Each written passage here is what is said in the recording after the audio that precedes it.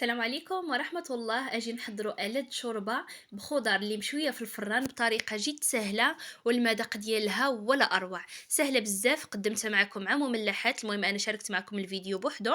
شوفوا معايا ما شاء الله الختورية نتوما كتحكموا فيها، كتحكموا في الختورية داك القوام اللي بغيتو نتوما تقدروا توصلوا ليه مباشرة. هنايا غادي ناخذوا الخضر، عندي هنايا خيزو، الكورجيت، عندي هنايا الثوم، عندي هنايا الطماطم، البصل، واحد الفلفله حمراء.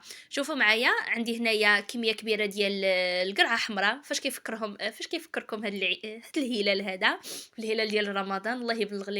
الله يبلغنا ليه، لا فاقدين ولا مفقودين باذن الله. المهم هاد الخضره كلها غادي نقطعها وغادي نستفها في هاد اللاطه بهذا الشكل هذا.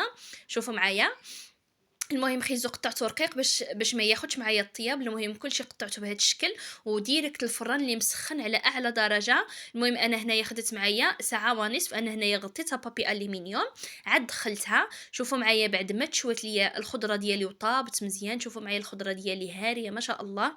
المهم كطلع منها واحد الرائحه اللي اش غادي نقول لكم بنينه.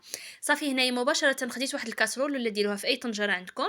المهم غادي نهبط فيها ديك الخضر كلهم بهذا الشكل هذا اللي كتشاهدوا معايا.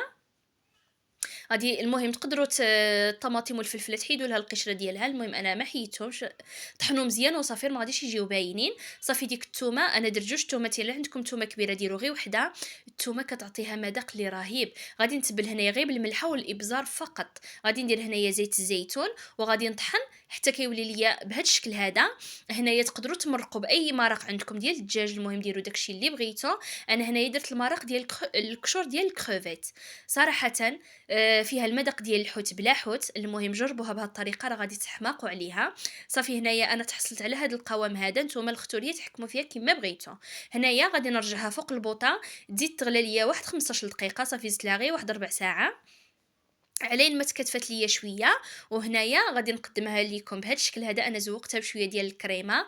المهم رافقتها بالمملحات، ضروري المملحات نديروا معاهم شي سوب. صراحه جات لذيذه لذيذه، جربوها البنات، انا متاكده بلي غادي تحماقوا عليها، وحتى الوليدات الصغار كتعجبهم بزاف. شوفوا معايا غير اللون ديالها كيشهي ما شاء الله. المهم جربوا الوصفه بطريقتي وبصحه وراحه. حتى الفيديو الجاي ما تنساونيش من لي لايك.